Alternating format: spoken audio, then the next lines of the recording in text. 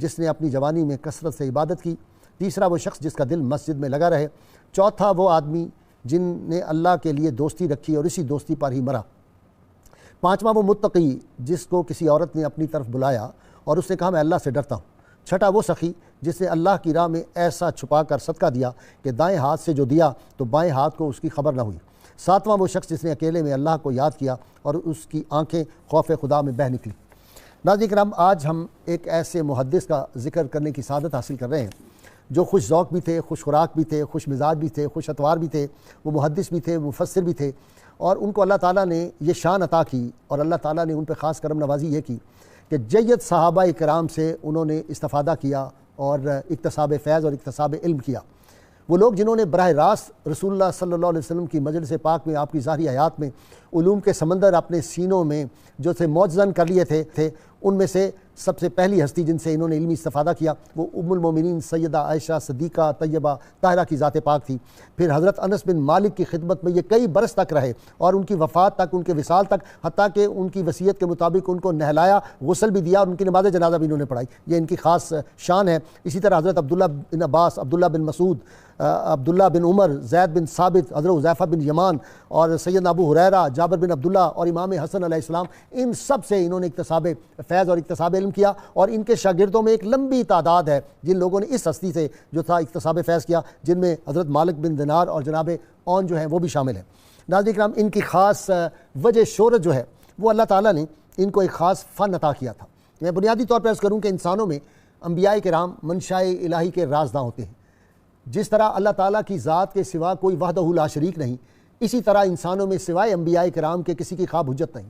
کوئی بڑے سے بڑا ولی ہو، کتب و ابدال ہو، کوئی ہو، اس کی خواب حجت نہیں، لیکن انبیاء کرام کو اللہ نے یہ شان عطا کی کہ ان کی خواب حجت ہوتی۔ باقی لوگ جو ہیں ان کے خواب جو ہیں کبھی تو وہ بالکل ہو بہو ہوتے ہیں اور کبھی ان کی تعبیر جو ہے وہ ہوتی ہے۔ اور ان ہستی کو جن کا آج ہم ذکر کرنے کی سعادت حاصل کر رہے ہیں، خوابوں کی تعبیر پہ آپ کی کتاب جو ہے وہ اولین بھی ہے اور اگر میں کہوں آخری کتاب بھی ہے۔ خوابوں کے معاملے میں اس سے بہتر کتاب الرؤیا جو انہوں نے لکھ چھوڑی اس کا کوئی مقابلہ نہیں مسلمانوں کی 14 صدیوں کی تاریخ میں۔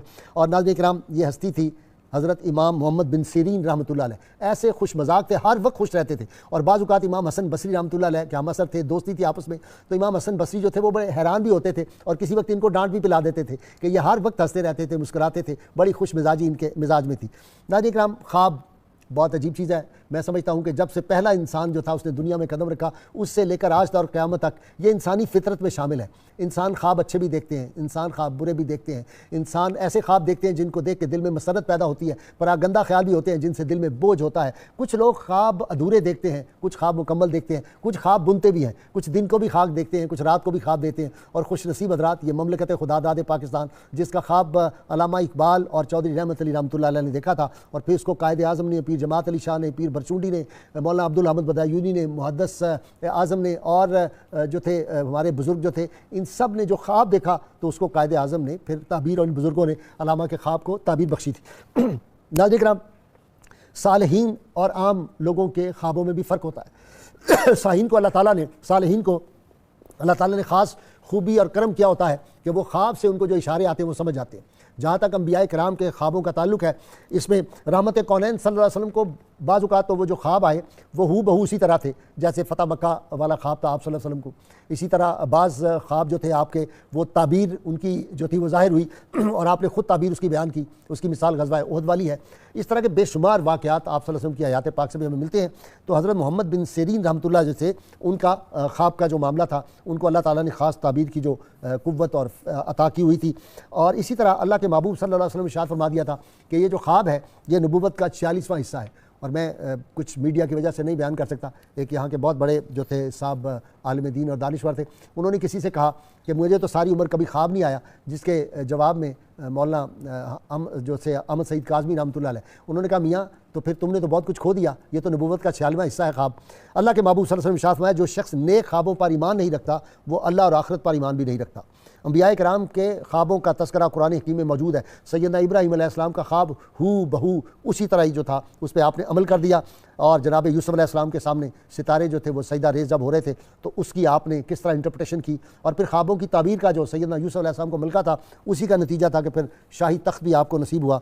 اس طرح ناظرین کرام جو خواب ہیں ان کے بارے میں سیدنا انس راوی ہیں کہ رسول اللہ صلی اللہ علیہ وسلم نے ارشاد فرمایا اچھا خواب نبوت کا 46واں حصہ ہے، اور اذان کی ابتدا بھی آپ جانتے ہیں کہ صحابی رسول حضرت عبداللہ بن زید رضی اللہ تعالیٰ نے خواب میں یہ اذان دیکھی تھی اور دی تھی، اور پھر وہ آج تک جو ہے وہ سنت بن گئی۔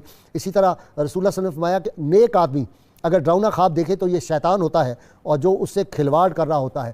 تو یہ جو ڈراؤنے خواب ہوتے ہیں وہ آئیں تو کیا طریقہ اختیار کرنا چاہیے، اس پہ بھی آج میں اپنے اسکالر حضرات سے پوچھوں گا، اور کیا خواب ہر ایک سے بیان کر دینا چاہیے، جس سے بھی کوئی دوست احباب میں سے کس کو خواب جو ہے وہ بیان کرنے چاہیے۔ اور پھر خوابوں کے معاملے میں مجھے میاں محمد بخش رحمۃ اللہ علیہ عارف کھڑی یاد آ رہے ہیں۔ آپ نے فرمایا کہ سفنے دے وچ ماہی ملیا تے میں گل وچ پا لیاں باہاں، ڈردی ماری اکھ نہ کھولاں مطلب پھر وچھڑ نہ جاواں۔ اور پھر نعت کا شعر بہت خوبصورت ادیب رائے پوری نے کہا، یا رسول اللہ صلی اللہ علیہ وسلم دیدار کے قابل تو نہیں چشم تمنا، لیکن وہ کبھی خواب میں آئیں تو عجب کیا۔